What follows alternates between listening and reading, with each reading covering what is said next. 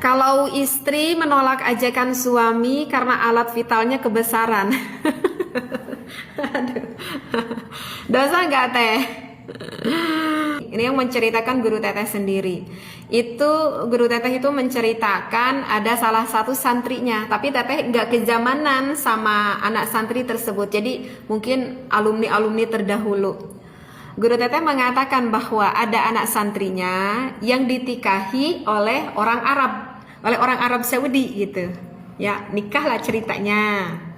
Nah, ceritanya itu katanya malam pertamanya itu nggak berhasil. Baru beberapa hari nikah itu si anaknya nangis ke ibunya, katanya nggak mau. Tapi awalnya awalnya tuh mau ditikahi sama orang Arab tersebut tuh mau. Cuman sekitar baru 1 minggu itu perempuan tersebut nangis sama mamahnya gitu, katanya nggak mau dilanjutin nikahnya gitu kan. Si mamahnya itu ngedesek gitu sama anaknya, kenapa kamu tuh pengen cerai gitu kan, sebelumnya kamu mau ditikahi sama orang Arab ini gitu.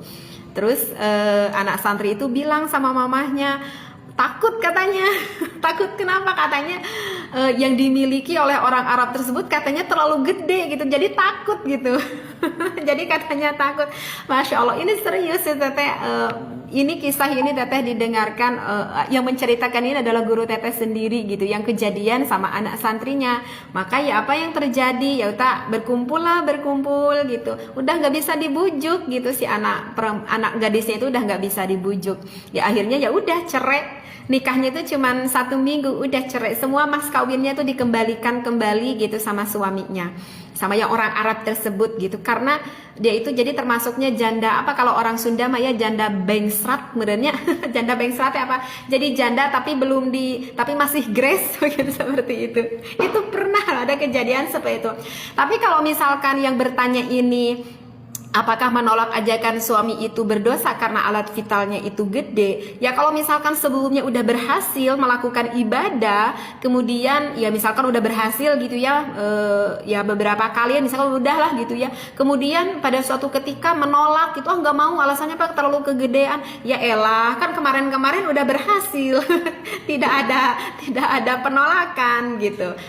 Maka itu tidak menjadikan suatu alasan kalau seperti itu. Ya kalau misalkan contoh kasus seperti teman teteh seperti itu, ya itu bagaimana, dosa enggak? Tidak, itu tidak dosa ya, itu adalah haknya.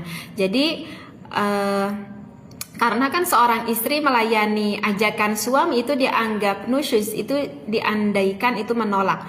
Tapi nusyuz ini tidak berlaku jika penolakannya itu ada suatu alasan yang memang itu dibenarkan oleh agama, seperti itu. Ya misalnya istrinya itu merasa takut ada doror gitu ya. Jadi kalau doror itu merasa takut ada suatu kebahayaan terhadap dirinya jikalau dia itu melayani sang suaminya. Jadi mungkin anak santri tersebut kenapa tidak mau didukhul oleh suaminya? Mungkin wanita tersebut berpikir, aduh aku takut gitu ya. Jadi yang mungkin takut, gak tahu takut apa ya. Takut